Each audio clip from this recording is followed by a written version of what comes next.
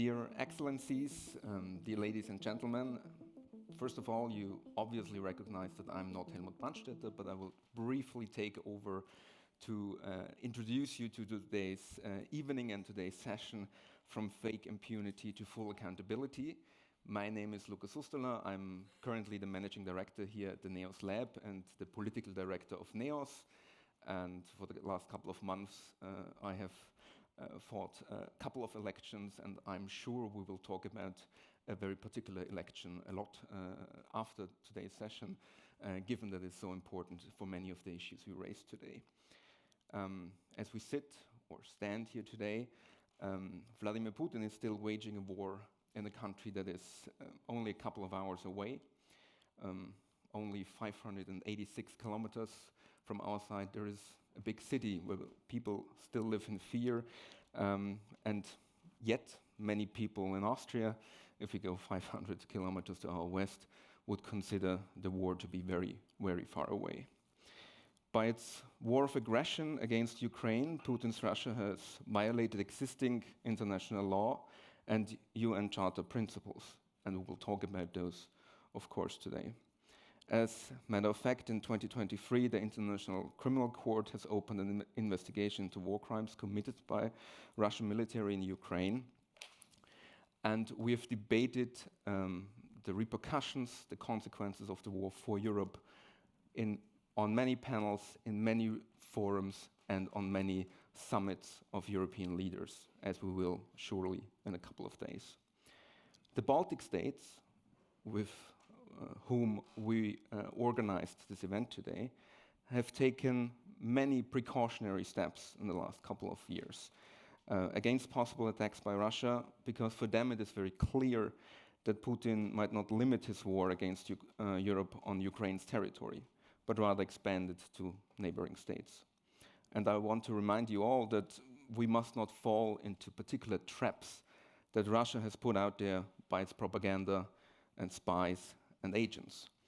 On February 8th, 2024, Kaja Kallas, then Prime Minister of Estonia and soon EU Representative for Foreign Affairs, held her speech on freedom, Rede an die Freiheit, as we call it in the NEOS Lab, in this Egon Schiele Hall, and she listed 4 traps that we as Europe, as common Europe, must not fall into. The first trap was the hope for a quick peace. The second, the hope for a negotiated peace. The third, the fear of Putin's intimidation maneuvers.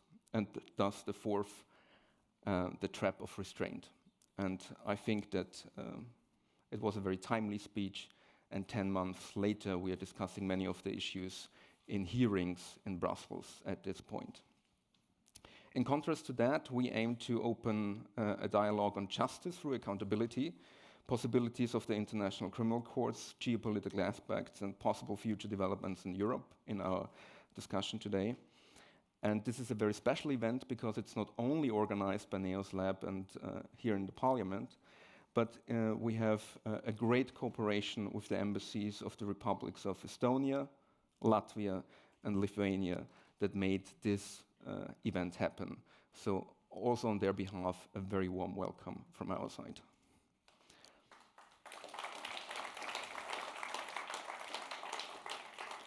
And given that I stepped into this moderation also, I want to make a specific thanks to 4 people that made this happen. Ms. Merle Pajula, Ambassador of the Republic of Estonia. Thank you so much. Ms. Gunnar Japina, Ambassador of the Republic of Latvia. And Ms. Lina Rukštelinė, Ambassador of the Republic of Lithuania. Thank you so much. And I said I want to name 4 persons because Silvia Nachivan in the back here, our senior researcher on everything on foreign affairs and democracy, has made a lot of effort put into this event. So many thanks also to Silvia for this preparation. It is now my honor to introduce you to our keynote speaker of today, Professor Egils Levits, the former president of Latvia from 2019 to 2023. His career spanned a lot of issues and a lot of decisive historic moments for Latvia. He's a Latvian lawyer and political scientist. He has written many publications in the spheres of constitutional, administrative law, policy, European Union law, and he has actively participated in the restoration of Latvia from 1989 to 1991. He was a member of the Council of the Latvian People's Front and the Congress of Citizens, and he is an author of the concept of the Declaration on the Restoration of Independence of Latvia on May 4th, 1990. Born in Riga in 1955, he graduated in law and political science in universities, especially in Germany. So if you talk to him afterwards, you will recognize that he speaks German at least as well as everybody else here in the room. He's studied at the University of Kiel, at the University of Hamburg, and he was the first Minister of Justice of the full restoration of the Constitution, and also worked as a diplomat, was ambassador of Latvia to Germany and Switzerland, Austria and Hungary, and vice prime minister and minister of justice. He will also talk about his legal expertise today, because he was the first Latvian judge at the European Court of Human Rights and at the European Court of Justice. And this is in a way one of the main important issues that we talk here today about accountability, given the atrocities that we see only a couple of 100 kilometers to the east of us. And I'm very much looking forward to your remarks. Thank you so much for being here today, and the floor is yours.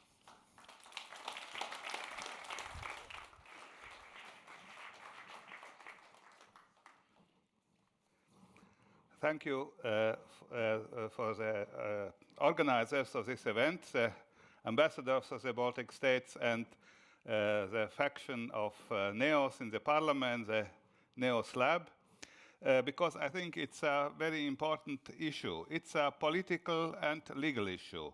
And I will concentrate myself rather on the legal issue, but I cannot avoid also the political context of this legal issue. And therefore, allow me to start with a very short overview how to appreciate the Russian war against Ukraine in global context. I would say historically, we are in a situation of the shift of global powers. The global power, or the global domination of the West, is now in practice not more there. We are seeing the emergence of a multipolar world. And the multipolar world is, there are two aggressive powers. It's China and Russia. Aggressive way in the sense that they don't want to obey with international law as established in 1945 by United Nations. They are so-called revisionist powers. This is one characteristic of the current situation. The other is the unprecedented weakness of the West. The West in general, consisting of North America and Europe, and now, in political sense, also interesting that the notion of the West includes also 4 states outside Europe and North America. It's Australia, New Zealand, and Japan and South Korea. Since 2020, also these 4 countries in Far East also participating in the summits of the NATO, and the ties between NATO and these 4 countries also are more and more close. Also, but anyway, the West as a whole is relatively weak, or weakest situation since 1945. And of course, the investment in military was after 1990, after the end of Cold War, was reduced to a very important amount, but also the political will. The political will to defend itself is in question. And this is a moment when these two aggressive powers, great powers, with two smaller powers, North Korea and Iran, are taking the occasion to expand their influence. And therefore, we can also see that the three main hot spots now in the world are linked, which is either this Russian war against Ukraine, the crisis in Middle East, and the tensions in Far East about on Taiwan and also in the South Chinese Sea. So this is a global picture, and then we can see how Russia is acting. I would stress the fact that Russia is an ideological power now. It's is pursuing its ideological goals. Since 10-15 years, it's an aggressive and I would say backwarded ideology, which stems from the 19th century: imperialism, colonialism, chauvinism, and racism. Includes to a mixture. It's completely outside the thinking of the 21st century, but as a philosopher Koselleck said, there is a Ungleichzeitigkeit des Gleichzeitigen. And therefore we are confronted with a thinking of the 19th century, which was then nothing special, in the 21st century. And then the 21st century thinking is difficult to give an answer to that, because it's completely outside the time, I would say.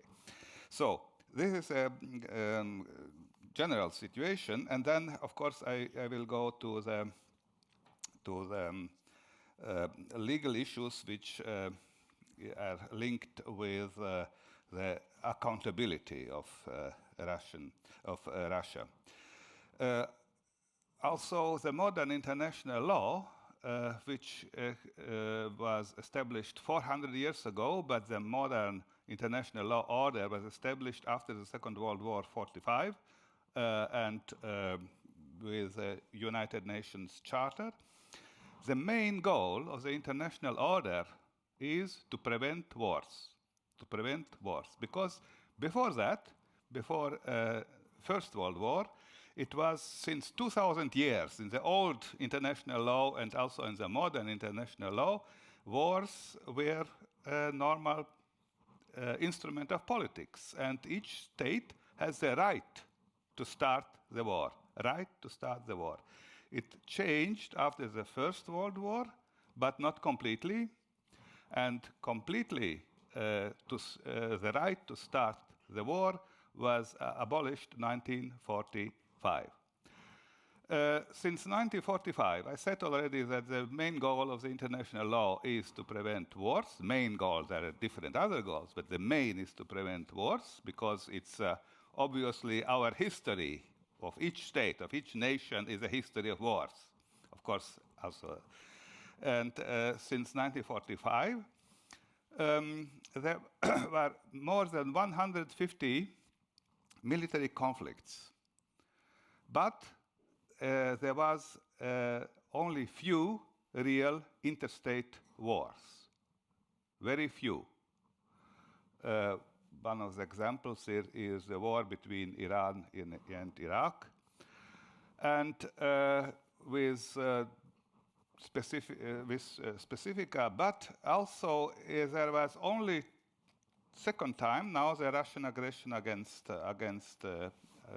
Ukraine is when a state is starting the war with the goal to extinct the other state, which is a normal goal in the 19th century, but not after the 1945, not more.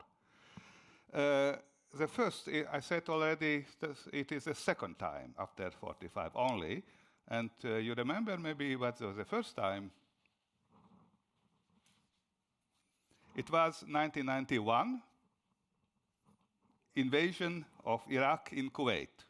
So to say, with the goal with the aim to liquidate the Kuwait as a state and to annex Kuwait. It was done, but there was a strong response from international community. It is not allowed. And so, and this is only the second time. And therefore, we should not mix up this war against Ukraine with other 150 conflicts. It's a qualitative different issue. Of course, all the conflicts should not be allowed, are forbidden in principle, but it's a specific kind of breach of international law, because the starting of an aggressive war against another state is the heaviest breach and heaviest crime in international law. There is no comparable crime in international law, with exception of the other against civilians. It's a genocide. Genocide and starting an aggressive war as both the two heaviest crimes in international law. So, and therefore, of course, we can see that Russia has started this aggressive war, and the international community responded also politically. There was 2 months after the starting of the war, a resolution of the United Nations General Assembly with 141 states voted for recognizing this aggression as international, as forbidden, and only 5 states were against. It was Russia, Belarus, Eritrea, North Korea, and Nicaragua. So this is the situation in international community. But it seems that it is not enough. International law provides also for accountability for international crimes. And now I will discuss these possibilities of or attempts to organize accountability of Russia for these unlawful acts. I would say that is also a complete new history, new situation that persons or states who started aggressive wars should taken to accountability. It was first time Nuremberg Tribunal and Tokyo Tribunal, and this is there are still the main examples for that. There was also some other international tribunals for specific reasons. It's an international tribunal for Yugoslavia, international tribunal for Rwanda, and there are special tribunals in a different with different proceedings, so-called hybrid tribunals. It's the tribunals of one state with international elements. For example, tribunal for Liberia, tribunal for Sierra Leone, for Cambodia, and also for special case for Lebanon.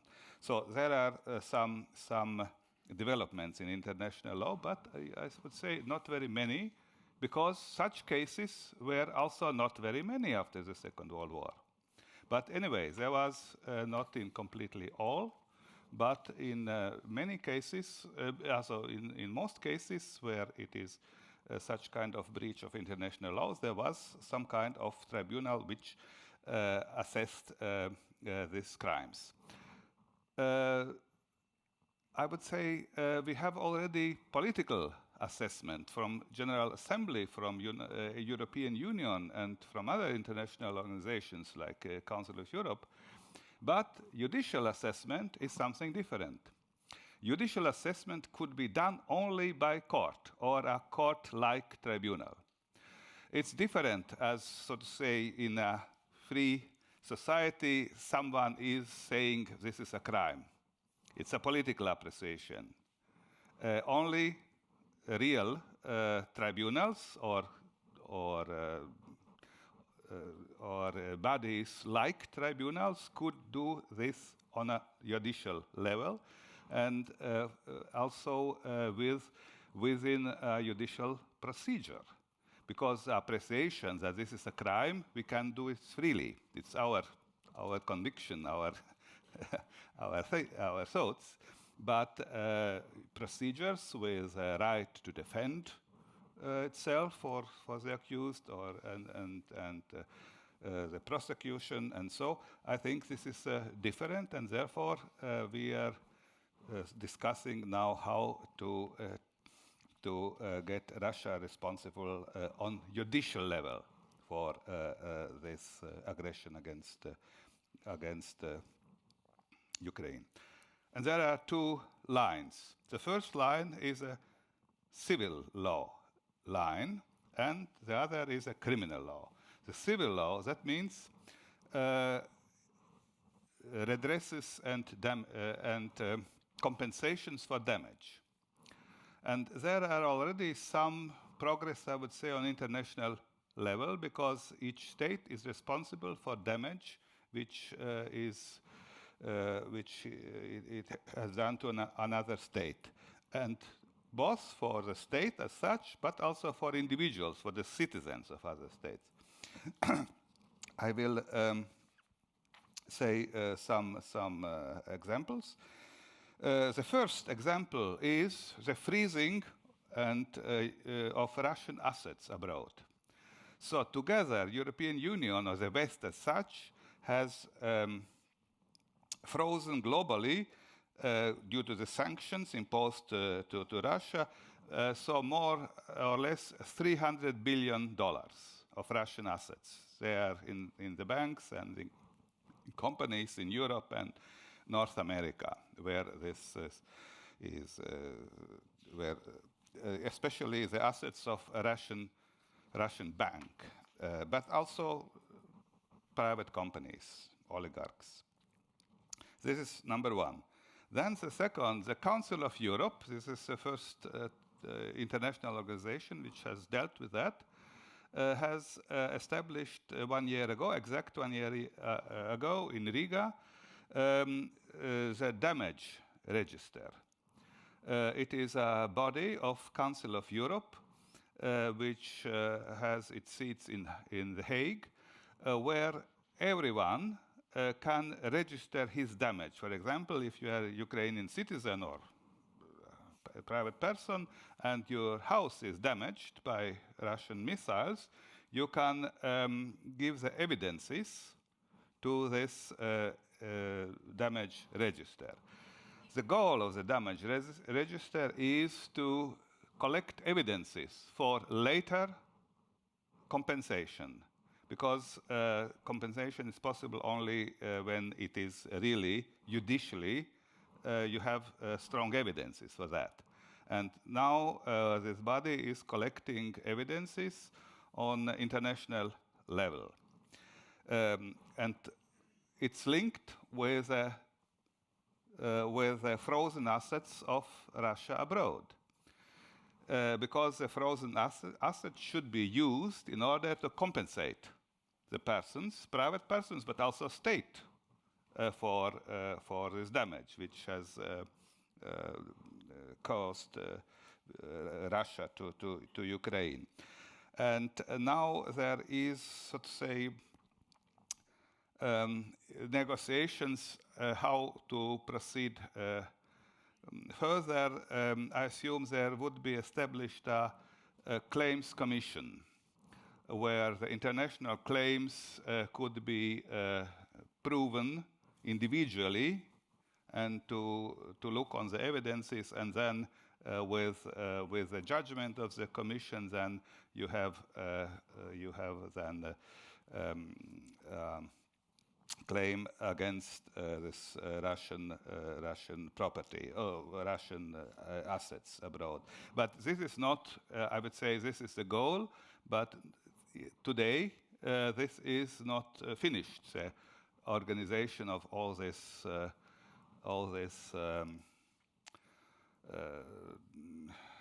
also damage compensation. You see, there are also several international precedents for that. One of the international precedents, which is the Iran-US Claims Commission. After Iran nationalized US property after the Iranian Revolution, Iranian assets in US, but also in other countries, were arrested, and private persons could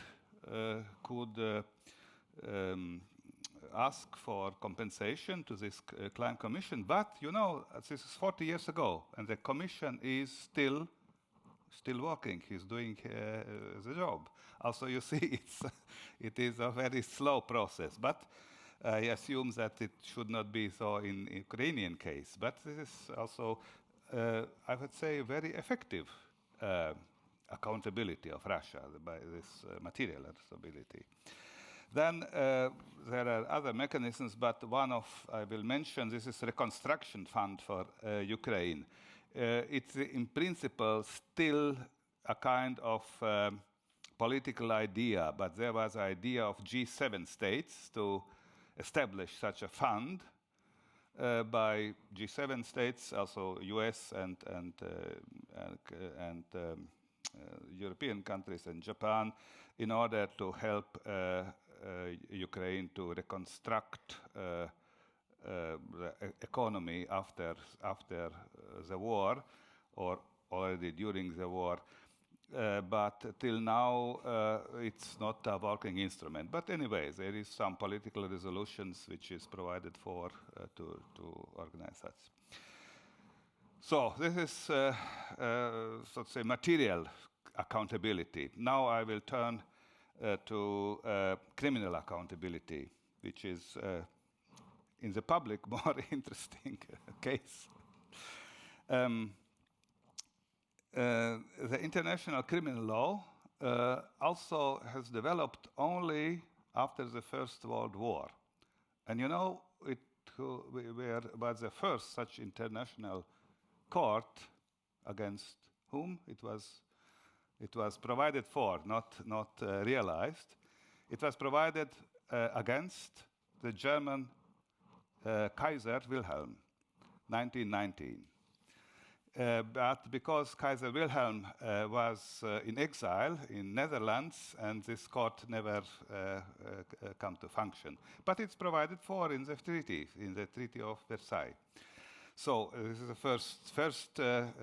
first case, and the second case, it was when the head of the state was accused against the German, also head of state. Not Hitler, because Hitler has already it was a suicide of Hitler, but against his successor for 10 days, Dönitz.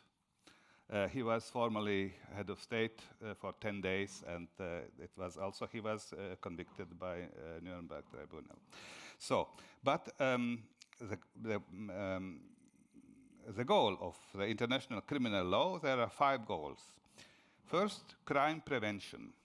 Also, we see that human beings without threat of accountability are doing wrong things, and it is internally and on international stage. There's a prevention, crime prevention. Also deterring potential perpetrators by prosecuting crimes after that. Second, maintaining peace and security. And this means especially the crime of aggression.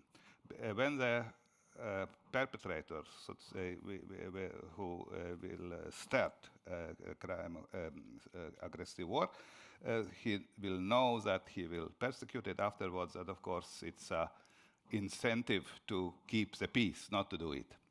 Then justice for victims, also very important part of this international law. Human dignity, and also a rule of law. Rule of law to symbolize and to signal to the whole world that no one is above the law. No one, including heads of states. So, the weakness of this international criminal law is, of course, the execution. And in many or in the most cases, the execution depends from the cooperation of the states. And this is sometimes used as an argument. I think this is a false argument because also in internal law, there are more or less criminals which escapes the police, escapes the court, but no one is saying, oh, because the criminals are not brought to jail, we should liquidate the police, liquidate the court system. Also, this is not an argument, this ineffectiveness in some cases. Also, therefore, but we can see this is a weakness of the international criminal law. By the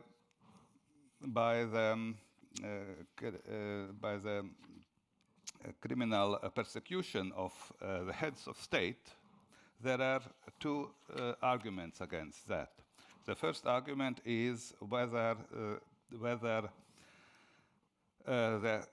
only the perpetrators, the direct perpetrators, or also the persons behind them could be brought to the court.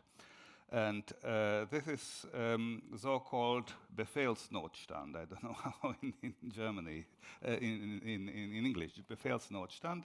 So to say, at the end, such a kind of argumentation was rejected in the tribunals in Germany, because then only Hitler alone would be responsible for all, because all there was a chain. But there is in international law, in European law, there is a case of the European Court of Human Rights.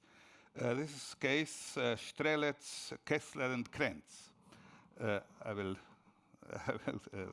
So Strelets, Kessler, and Krenz. And there are three persons. Strelets was a soldier which shot a refugee on the German border. Kessler was the Minister of Defense, and Krenz was the president of the GDR. And the problem was that they said, the boss, Kessler and Strelz, Krenz gave the order to do it. But the European Court of Human Rights decided the whole chain of command is responsible. And as a judge, there I added a special opinion to this judgment with, so to say, to explain this doctrine of the chain of command. And this doctrine was later used in Yugoslavia tribunal and also in Rwanda tribunal, but also in some cases in internal tribunals where the previous dictators were under trial in Argentina, in Czech Republic, and in Chile.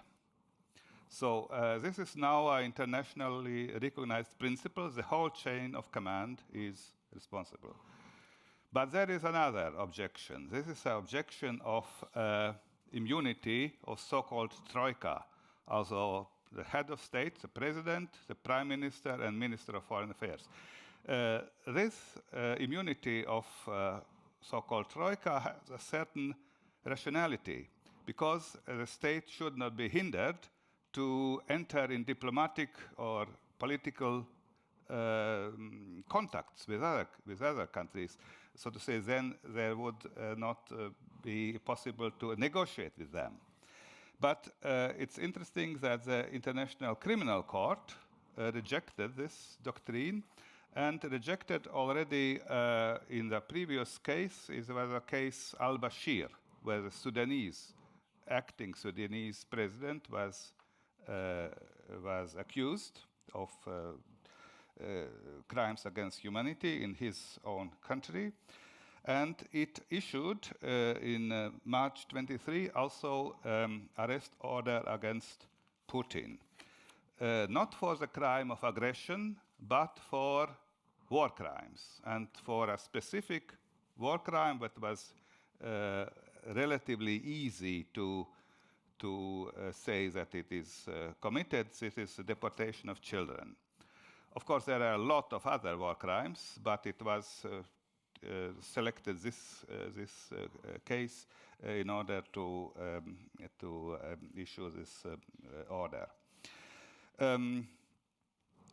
Now I will come to the end with a question of the special tribunal and for the crime of aggression. The arrest order against Putin is issued for war crimes, and for war crimes, International Criminal Court is responsible. So, but the special case, the war crimes are, I said already, the heaviest crime. Crimes are genocide and starting the war of aggression. War crimes are a little bit lower on that. But if we wanted to have this also trial on the starting of aggressive war, then the International Criminal Court is not responsible for this crime. For specific judicial reason, I will not explain that. But for this case, for Russia in general, yes, but not for Russia in this case. So it is clear. And therefore, the proposal to establish a special tribunal. Special tribunals are responses or instruments of international law when a universal jurisdiction is not functioning or not there. And the problem how to establish such a tribunal.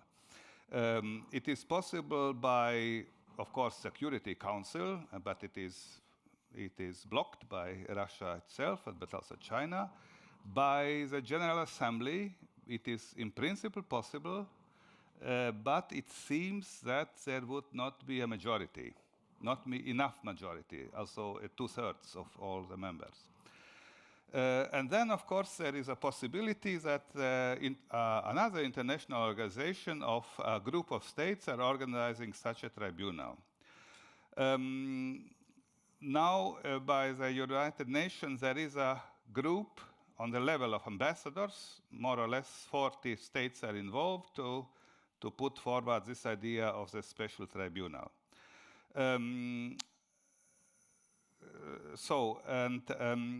I would say that it seems that the willingness is still in question, but on the other side, the states also are not willing to put aside the question. So to say, they are meeting, the ambassadors are meeting one time in the month and discussing, and there are very, very slow progress. But anyway, it's on the table of on the level of international of United Nations.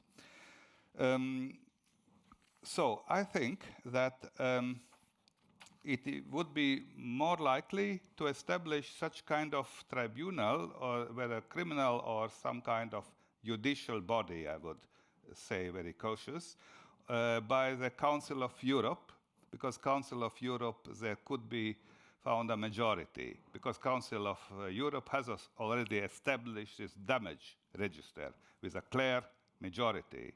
And I think in continuation of this idea, Council of Europe could also be be the right international organization which is behind such kind of special tribunal. There are a lot of judicial issues. For example, a trial in absentia, but we know that in many cases it's possible. The trial, there is a difference, for example, for Nuremberg and Tokyo tribunal, that the state is not defeated. But the argument of precedent is not against the creating of a new precedent, because this is a particularity of international law. International law is saying there is no such precedent, but you cannot say there is no law, because through a precedent you can create law. It's different from national law. But, for example, Yugoslavia Tribunal was a precedent. Before, it was not possible. Nuremberg Tribunal was a precedent. Before, it was, you could argue, no, there is no precedent for that. Okay, new precedent also could be also organized here. I would conclude by saying that it is necessary to have such kind of special tribunal for the crime of aggression in order not to normalize the situation. Not to normalize. We are seeing that in the public there are often now so to say discussions, or Russia will go further and which country would be the victim of the next. I think it should be clear from the point of view of international law. This would not prevent the war, but this a little, so to say, hint to think about it. It would contribute to maintain peace, and this is also possible. And I think all states which are committed to rule of law, also on international level, should also try to contribute to establishing of such a tribunal. Thank you very much. So, thank you. Thank you very much, Professor Levits. First of all, excuse me that I'm a little bit late. You know, flights to Brussels are expensive, full, and sometimes late, and that happened to me. But for me, it was important to come tonight. It's the first event where I'm here as the president of the NEOS Lab. I really must congratulate the team of the NEOS Lab. You're geniuses here. I mean, you knew that was shortly after the US elections. You did not know that was shortly after the breakdown of the German government. And which is also important, I will talk a little bit about that afterwards.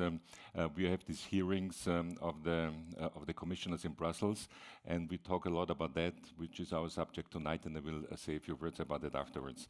But first of all, I would like to start with our panel. Professor Irena Vaišvilaitė, please come here in the middle.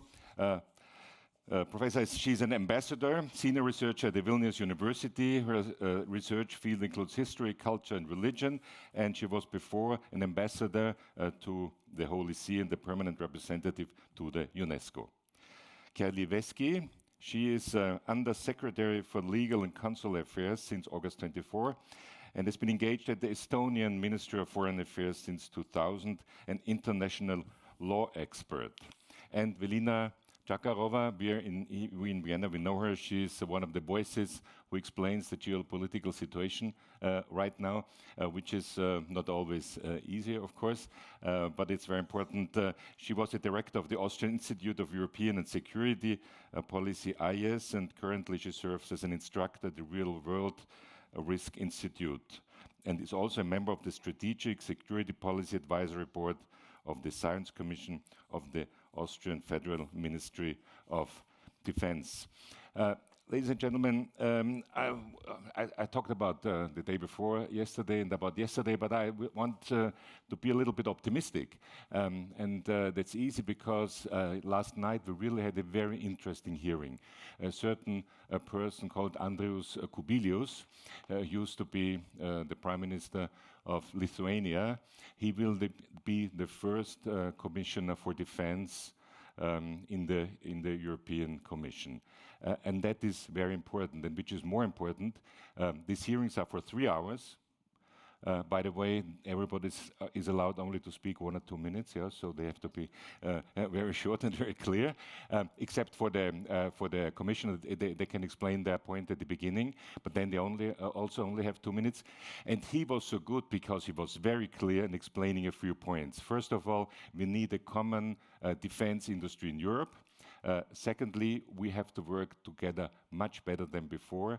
And also, he said very clearly, of course, we have to support Ukraine. It was a very clear message.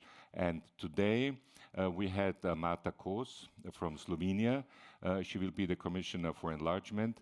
And she also started talking about Ukraine, also Moldova and the West Balkan countries. But she said as well, we have to support Ukraine, and it's important also for our security. And by the way, that's interesting because here are the 3 ambassadors of the Baltic countries. You really have good people, you know, because all 3 Baltic countries will have very important posts in the new commission. I talked about Mr. Kubilius. We talked about Kaja Kallas. She will be the so-called foreign minister. And Mr. Dombrovski for economy. It's also very important. So small countries can do a lot in the European Commission. That goes for Austria as well, of course. Migration is one of the big topics, and Mr. Brunner, who also had his hearing already, will do a good job. I hope so anyway, and it's important. Please, let me start with one point. Everything we heard now was the idea of a rule-based world order, which obviously does not exist anymore. And today I read what Mr. Macron just said in Budapest. He said, we, the Europeans, have been very carefully, he said, like vegetarians. Now we have to become carnivores. So we also have, to eat everybody. Is this really the I mean, of course, as a politician, and you try to find interesting pictures, but is this the answer? Is the answer that we say there has to be a rule-based society and we do that? Or is the answer, if the others don't accept the rules, do we have to follow the rules? And one special case, and you also talked about it, is the Russian assets. I mean, they don't care about our assets there. Do we really follow rule of law when we take all their yachts and all their apartments and airplanes? Or do we say, okay, whoever supports Putin, we don't want to have you here, and we take whatever you have? How would you see that, please? You know, I'm not a lawyer, but I'm a historian. Yeah. And even, know something about medieval scholastic philosophy. So either rules are names or reality. Mm-hmm. If they are reality, then it's question, rule of the order, yes. Following, if there is, as President was talking about, there's a line of command and responsibility. Mm-hmm. And I'm kind of prepared to give a little view on history of Russia's behavior, mentality, and why we are where we are here. And it's mostly about mental conviction of Russians, and very large part of Russian society, especially society that is involved in this regime on various levels, economical, political, cultural, and so on, of impunity and absolute superiority to the world order, to the European Union. Putin and his environment was very surprised that European Union reacted to the second phase of the war against Ukraine, to the direct invasion. There was already invasion in Crimea. So the question is, I think, of our focus. And here I could, and question is about us. because I could quote Charter of UNESCO, that I really like as an institution with all its problems, that says that wars begin in the minds of humans. And in the minds of humans, stopping it can be achieved. Here I think is a question about our minds of democratic society, about minds what we see as a real crime and a real threat to all that was established after the Second World War with all changes and whatever. And therefore, certain elements of justice, like for example, using Russian assets to compensate already now people that are damaged. Just thinking about what's going in Ukraine. Millions of refugees. Country constantly, even last night, reduced into shambles. Energetic system destroyed. Looking into winter, we don't know how bad it will be. Young people dying in the front and so on. Things has to be done. It's also, if we're beginning to split the hair on what levels of on the levels of rules. Here, I also can talk as somebody who studied theology. There is a hierarchy of the values and a hierarchy of the rules. Ms. Vaišvilaitė, you're a lawyer and you're a politician, so what would you say? I'm more lawyer and a diplomat.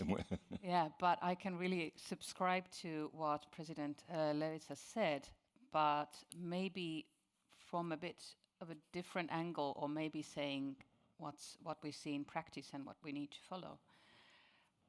Being small countries, and not only for small countries, being European countries, your question was, is the rules-based international order disappeared? Is there a new order somehow growing out of it? I would say, and I think also Estonians would say, that we need to preserve that rules-based order that we have at the moment, and we need to fight for it. Meaning that if we just say that might makes right again, and we need to follow that, and the world as we know is lost, then we've just followed the rules of Russia. And that's something that we really can't do, especially small states. It just doesn't work for us. There would be a world that we wouldn't want to be in. Meaning that we are the ones, we all here, we need to fight for that world order, and international law is actually for that. And our once president said that international law is a small state's nuclear power, which is true. And that's why all what was said, what's done in history, we not only need to read it from books, but we need to actually put it in practice.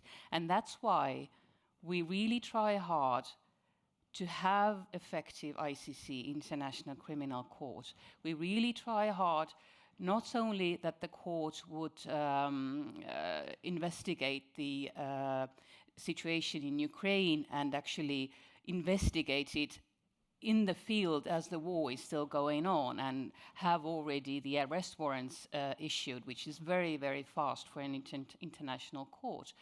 But it's also as a deterrent, but also as to show that we really care and we want to have accountability. And why is accountability important?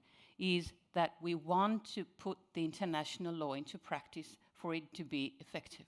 Yes, but the difference is that in a state you have a police force. In international law, you have goodwill or not goodwill. I do agree, but that's why states need to act. Meaning that, yes, we don't have, International Criminal Court doesn't have their own police force, but that's why the states are for, and the cooperation with the court. But should we act accepting all laws, or should we act also saying, okay, I take your money away, and I don't care if that is okay, if that is according to the law or not? Okay, I probably do understand what you want to say is that if you follow the law, then we shouldn't really use the assets. Is that your argument? No, if we find billions that belong to Mr. Putin, would we just take away, or would we go to court if we get the money? No, we won't take it just away. No. Okay. what is important is that we wouldn't become we wouldn't become the ones that we actually want to avoid, meaning that we wouldn't want to become Russians, right? Okay. Or acting like ones. Very clear. That's really, really important, why we need to follow the rule of law. As also on the battlefield, sorry to say, but ordinary fighters ask, why do we need to follow international humanitarian law?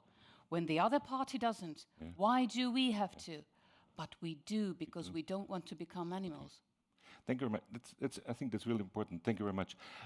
Elina Chakarova, Professor Vaišvilaitė, she talked about the mind, which is important. But that means, do we have the mind that we want to defend us? Especially talking about Austria, about Middle Europe, do we understand that probably we have to do a lot more in order to be strong enough not to be attacked? Well, it depends where we are sitting, of course. The closer, the more of the mindset. The Baltic country, the Poles. The closer to the war, the more of this kind of mindset of what's really going on the ground, but also what the real purpose, the real goal of this war is, and what the real consequences of this, of a possible Russian victory would be, is felt. And, when there is a kind of geographic or whatever kind of dividing line, you have a different mindset. So you clearly see, even when you're being based here in Vienna, and it's just 500 kilometers away from the front lines, because all of the Ukrainian territory is a front line in some way. The rockets, the missiles are reaching every part of Ukraine. You're nowhere safe. And you clearly see that there is no such mindset. There is no such mindset in the political decision makers, in the key stakeholders, and also in the society. And then, of course, you're moving even, further, and you clearly see that the problems are very different. So this mindset has to do with historical experience. It has to do with cultural experience. It's a really very complex construct that's derived from reality and not vice versa. Now, let me tell you something about mindset.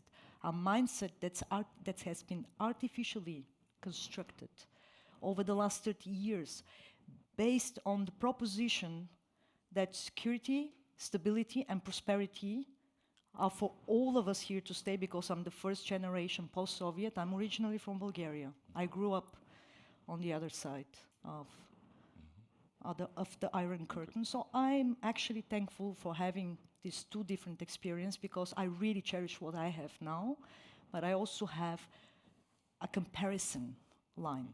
So if you have an artificially constructed mindset based on the proposition that security, stability, and prosperity are for all of us here to stay, and it's just something that's coming out of thin air, once it's getting messy, once it's getting chaotic, and I will give you a concrete example. I don't like to talk about abstract things. I'm a practitioner. I'm not a diplomat. I'm not a philosopher. The very, very concrete example. We here, even as we speak, are in a state of war. Russia is waging a war. It's just that we don't have a mindset that war can be actually waged by non-military means as well. For us here, as Western societies, the mindset is that war can be only waged by military means, by soldiers, troops on the ground, front lines, people dying. No, wars is a multi-layered warfare. And meanwhile, actually, consisting not even of 3, but of 4 layers. We have even a new layer starting with this war. That is the cyber domain. So we do not have only the traditional 3 ones, air, land, and sea, but we have also cyber. So coming back to this, how is it going to be possible to create the right mindset? Yes? First, honesty. It's the job of political decision makers and representatives to actually communicate to people what's really going on.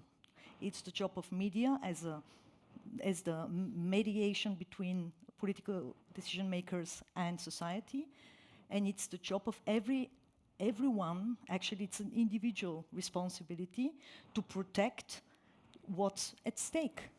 But it's obviously it's not only geography. If I think about Hungary and Orban, but coming back to our situation now, I can tell you when I'm in Brussels and in these hearings, and there are people from the left and the right, and people in the middle, and if you listen to them, you have the idea we are living in different areas, in different continents, you know.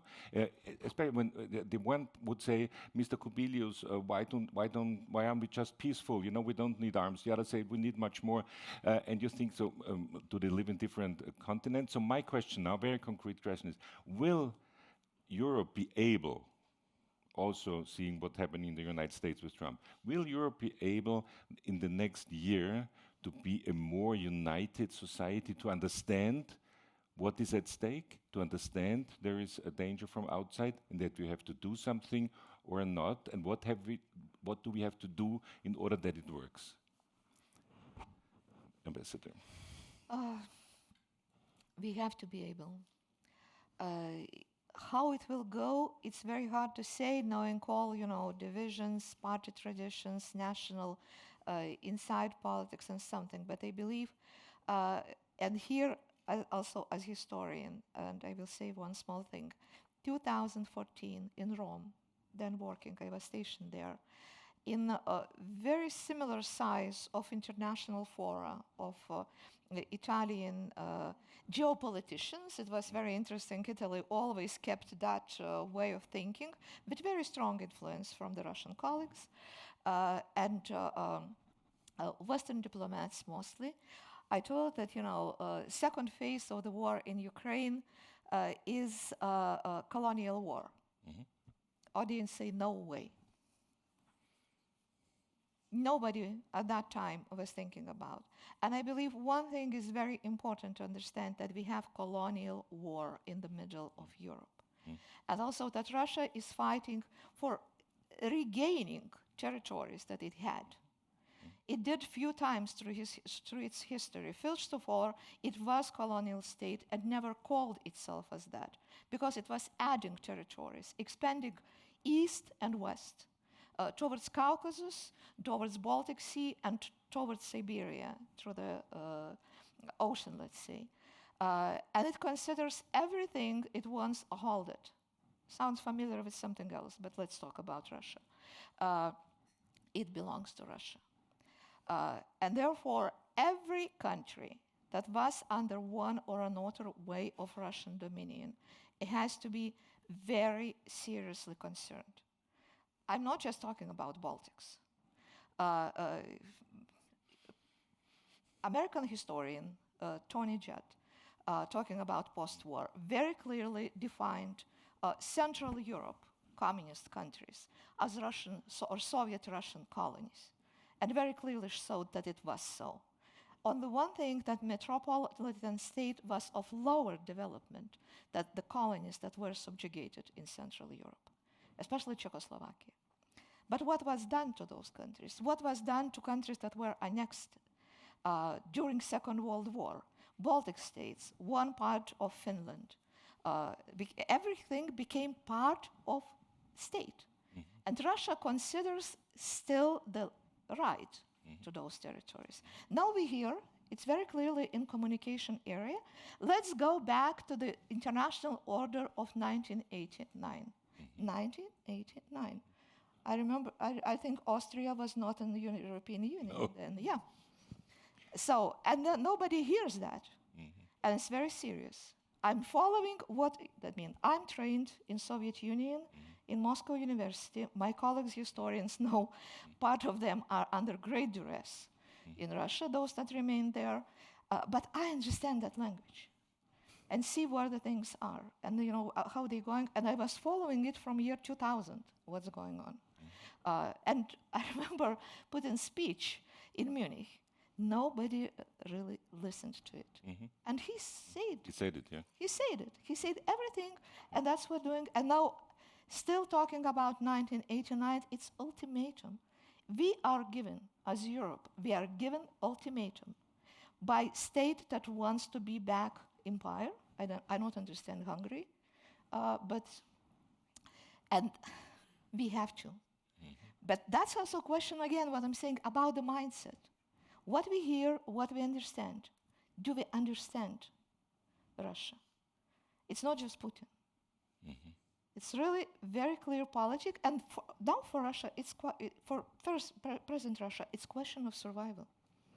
If they don't expand, they will collapse. I have a quote here from a political commentator. If I can open it, yes, he is. And obviously he only is allowed to say what Putin would say, and Lavrov says is similar. He says, Trump will prepare some kind of plan, but the issue is not about a peace plan, but about what we need. And we need Ukraine's capitulation and demilitarization. And after some time, we'll have talks on what conditions we'll sign a peace deal with Europe. So he sees, obviously, Europe in war with Russia. It's not about Ukraine, and we have to have a peace deal when Ukraine is demilitarized. This is the thinking. Annihilated. It's a state that is up to destroy, just destroy another state, as you said rightly. But look, it's very recent, Lavrov, because quite often, because it's election, that just ended. Lavrov spoke about being at war, and Putin especially, with United States. Now they're pushing to the Europe. So again, we have to think about it. Ms. Besky, how will we unite Europe? How will we unite Europe? First of all, I would want to say that we have been very united, especially when we look at 22 and 23, and for example, looking into different sanction packages that we adopted, because that was extraordinary what we did, and also the help that has been given to Ukraine. So we can't say that it has been all in vain or we haven't done that.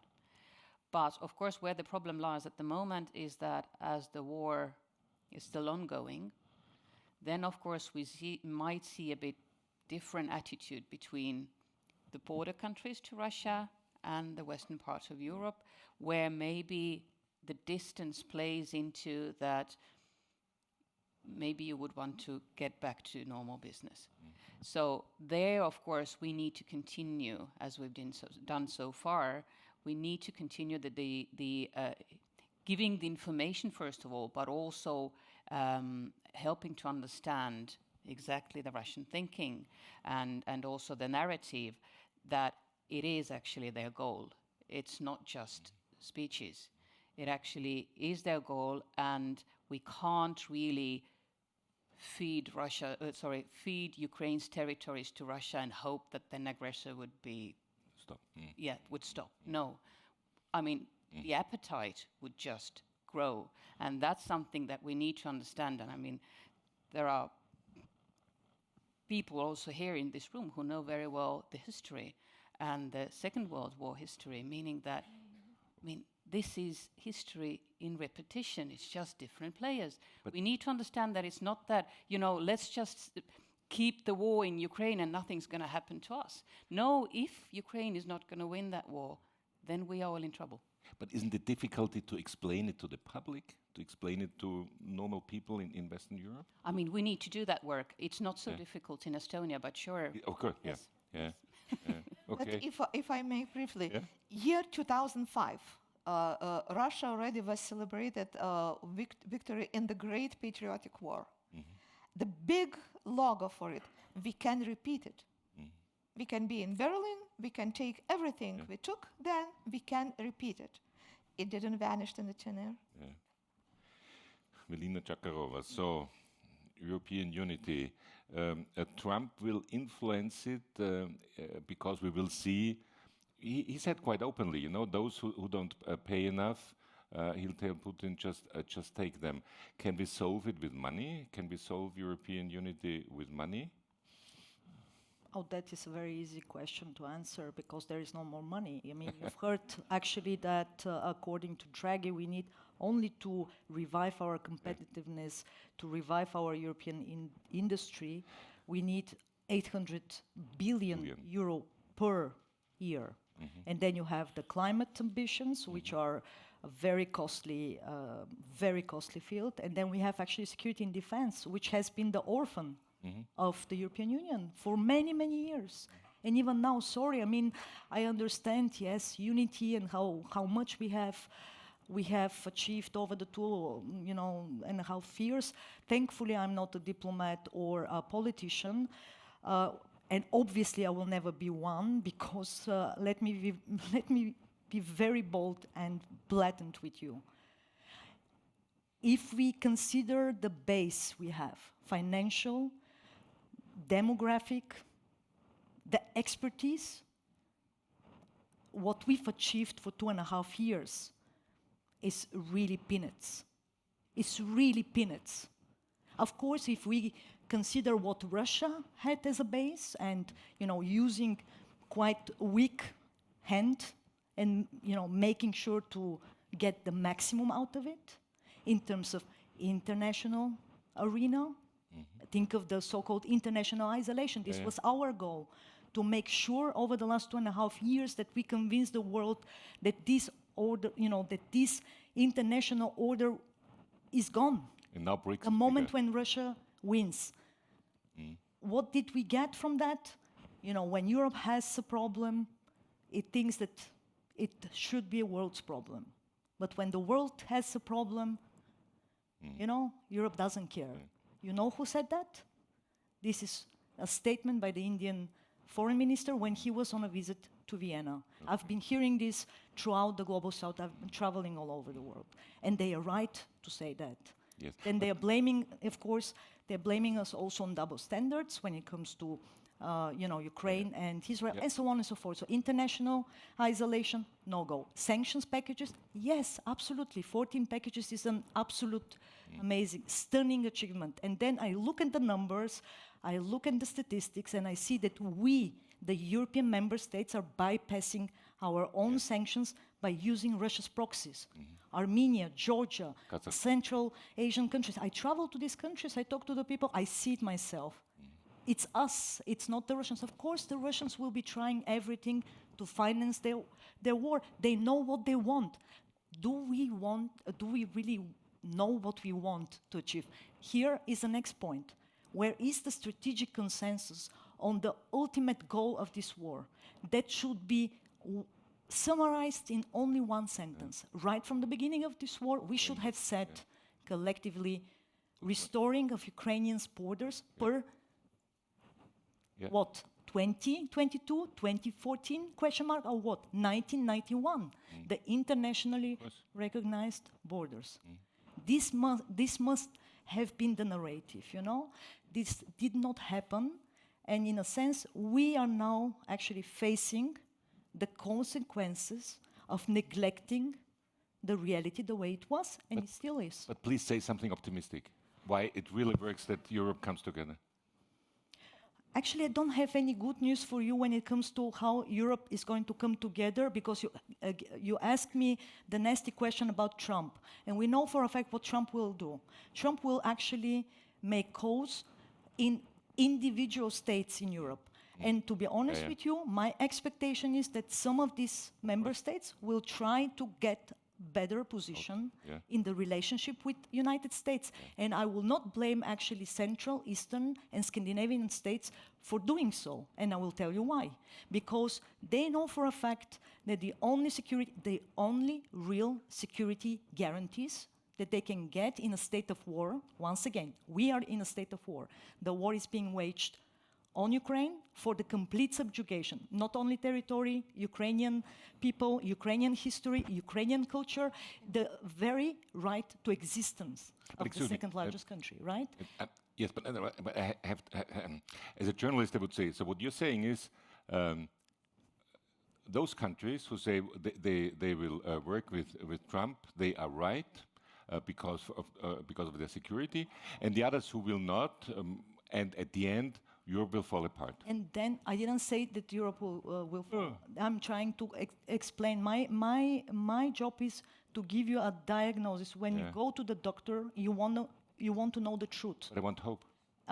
No, you don't go to the doctor because you want the hope. You want to go to the doctor because you want to have the right diagnosis in order to know what to be done to avoid, actually, worst case scenario. So I'm giving you the diagnosis, what is the reality for the next probably 2, 3, 4 years, so that we all collectively come together and actually start working on scenarios, on concrete plans, on concrete measures, how to avoid this scenario. I'm not saying it's going to happen exactly that. I'm just presenting you with the worst case, because the problem also is that we do not think of the worst case. Look at what happened now. Everybody, the real meltdown that happened yesterday was not in the United States. It was not on behalf of the Democratic Party and their voters. It happened here in Europe. And then the question is, why is it that the Europeans had actually prepared for the base case, thinking of Kamala Harris, first Biden and then Kamala Harris winning. And why did not they prepare for the worst case? Now, there is, of course, hope, but in my world, in the world of geopolitics, we say hope is for the hopeless, and that is that we have a collective comparative advantage, because we are so many. Because it's not one authoritarian person taking all the decisions. We are so many.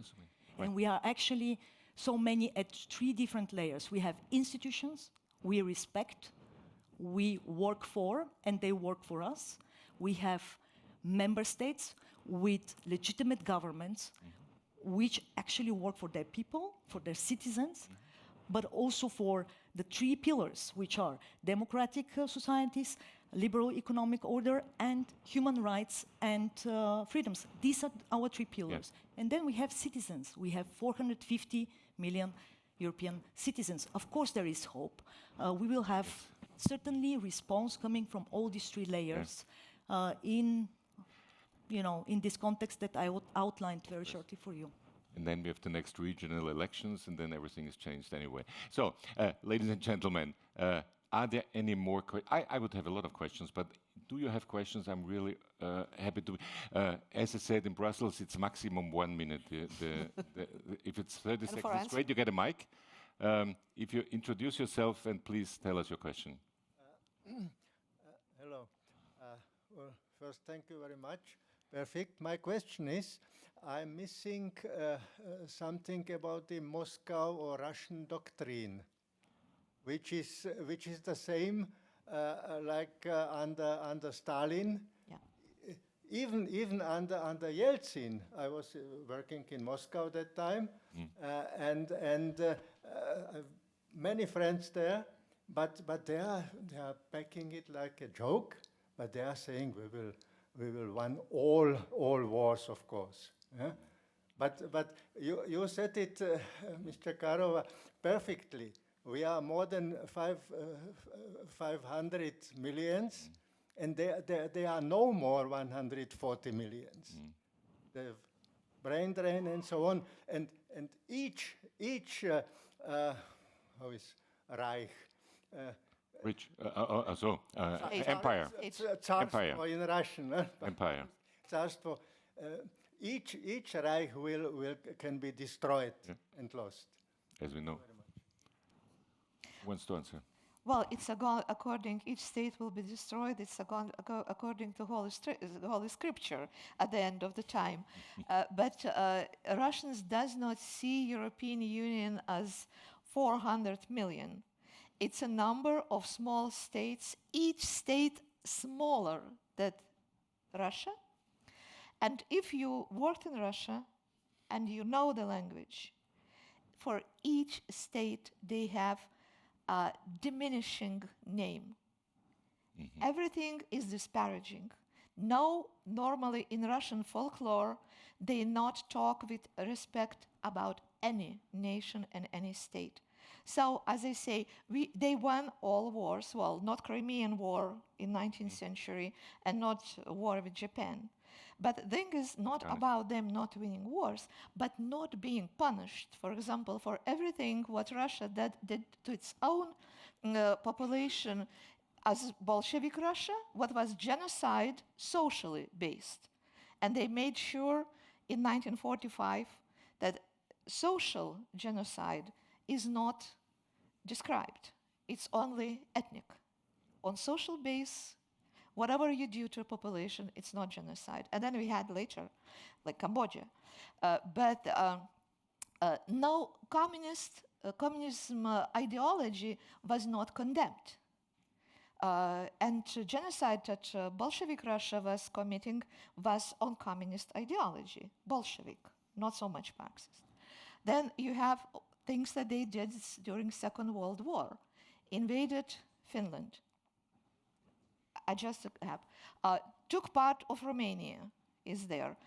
But they started Second World War together with Nazi Germany. They both invaded Poland and never paid for it. And whatever they did on occupied territories. Also the same social genocide. So Russia feels, and Russians feel victorious and not punishable. We can repeat. That's the lozung. That's what they're going for. There's a question here in the second row. You get the mic. Nicht zum Zweiten Weltkrieg, sondern zum Generalthema dieses Tages. Ja, bitte.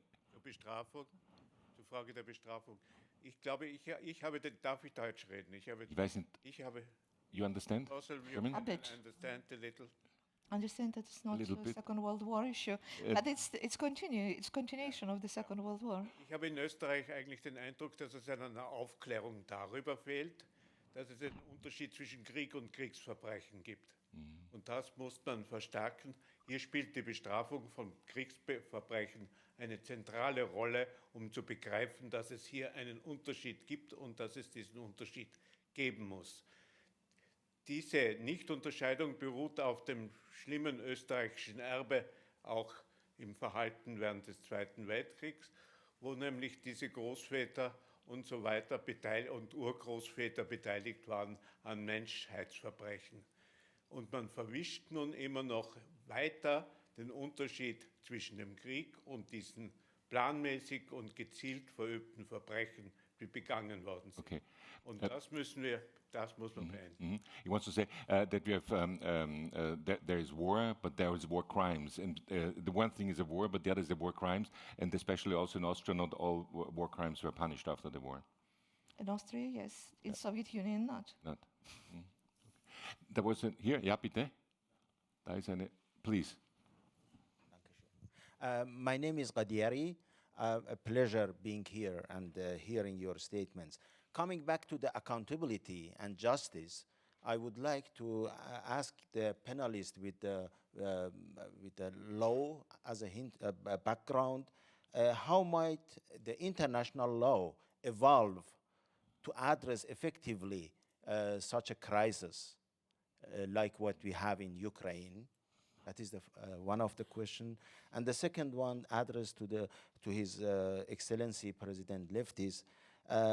I see a lot of young persons here as an audience.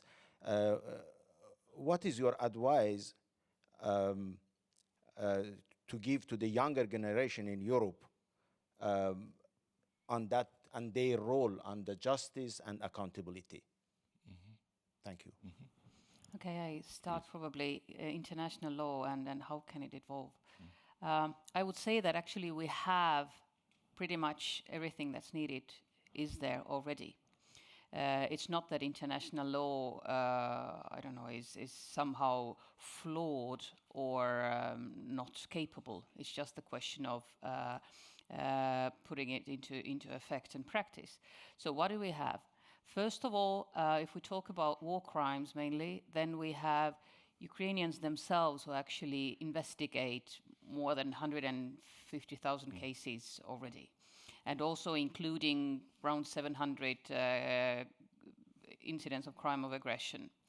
So the next step, let's say the middle or high level officials could be tried in the ICC, because ICC has already for third year already actively been investigating the situation in Ukraine. And as we know, there are several arrest warrants already issued. And what we really need is to support the ICC politically and also expert-wise, because I mean the workload is really high. But the most important is political support to the ICC, so that the ICC could actually work impartially and the ICC could do its work. But as we know at the moment, not only in terms of Ukraine, but also other situations, there are really political tensions, and we really need to see that the ICC stays effective. So, and what was mentioned, what's actually lacking at the moment at the ICC is the possibility to try for the crime of aggression specifically in Ukraine, because of certain legal constraints. And that's why, indeed, states have been discussing the tribunal, the crime of aggression. But besides the ambassadors in the UN, there are actually around 40 states' lawyers also regularly meeting, and the work has gone pretty far already. And like was mentioned, the probability to have a tribunal under the umbrella of the Council of Europe is growing, and we really need to get it through and see it through. So hopefully next year we might have better news. But this is really something where we see that we might also say that we need some kind of evolution of international law, because it's not completely settled the question of immunity of Troika, because different states have different positions on that, and it's not carved in stone yet. So I would say that there we need to move forward as we've done so far from 45, as we've moved on with the ICC. I mean, it's a huge step that we have the ICC, and actually crime of aggression is also defined in the Rome Statute. But we need to put it in practice in terms that crime of aggression is a leadership crime. Otherwise, what can we talk about aggression if we then just have the proceedings for, I don't know, low-level officials? So there we still tackle with the question how to actually have in practice the understanding that the crime of aggression being a leadership crime, then we need to try incompetent Troika as well. Thank you very much. And from my trips to the Ukraine, I know that there are a lot of organizations who write down in detail a lot of those you mentioned, 150,000 war crimes. They're written down in detail, so there will be endless material, of course, if the situation is right. We have to come... I just want to add something, because this was in reality the main topic today. Yeah. In fact, this war is most likely the most documented war because of the technology, but also because of the readiness on behalf of the civilians to really contribute to documenting the atrocities. And some of the most severe atrocities were mentioned, but I would like to really highlight, when it comes to this war, I mean, for 2.5 years, that it's not only about, we've heard already, the deportation of the Ukrainian children, all the atrocities on the front lines, not respecting any conventions. In fact, there is now the suspicion that probably soldiers don't, that's not justification. It's just recognition of the fact that Russian soldiers are clueless about any conventions because, I mean, that's obviously on purpose. That's a war tactic. Yeah. So then, of course, so we have the unlawful killing, the torture, and all of this stuff. What was not mentioned, but it's very important, is also the sexual abuse, the use of rape, actually on purpose. And then we have some unique elements. One of them is the attack on critical infrastructure, which is part of the war. Now, in the third year, in fact, letting Ukraine in such devastating situation without electricity, 60% of the energy infrastructure has been deliberately destroyed by Russia, water, and so on and so forth. And then the use actually of commodities such as energy, food commodities, fertilizers, not only directly, that is because Ukraine has been a key exporter in the world. For many countries in the global south, Ukraine is a lifeline and has been a lifeline. Just to give you one idea, concrete idea, how severe it has been, I mean, you clearly see just around the corner, and some of you go there on vacation, that's Egypt. And we, European Union, had to give Egypt 9 billion just to sustain Egypt and to prevent another Arab Spring. And Egypt is a direct collateral starting from 2022 and then moving, to the next military conflict and then also the ongoing crisis now in the Red Sea. And then we have also the nuclear blackmail. I think this is also a precedent using the threat of nukes that, a state actor is actually threatening other states and the societies in these states that it may actually use the nuclear weapon. That is a precedent in the international relations. Thank you very much. Now we will have to stop because now it gets too negative. No, and again, we are already over the time. Thank you very much, panelists. That was I think it was really interesting. Thank you very much, Mr. President. And again, I wanted to stress the point: there is a majority in the European Parliament that says we need rule of law. That says we will do what we can for the Ukraine. That they know that we have to do more. What we will see in the United States, that's very important. And there's also a huge majority in the states, in the governments. So don't be so pessimistic. It's a very important time, and I think we will understand, and the Europeans will understand that only together we can keep this wonderful continent. And that's what I always say. Where else do you want to be born? It's just it's rich of culture, of history, of difficult history. I know. Very often it was war history, but we came together, and I think it's also very positive. And I think we should not forget this, also all these important positive impressions about our continent and our beautiful countries. Thank you very much, ambassadors. Thank you very much, everybody. And I think there's a few glasses of Austrian wine today. Is it Austrian? Yeah, I hope so. And please enjoy it. Thank you very much.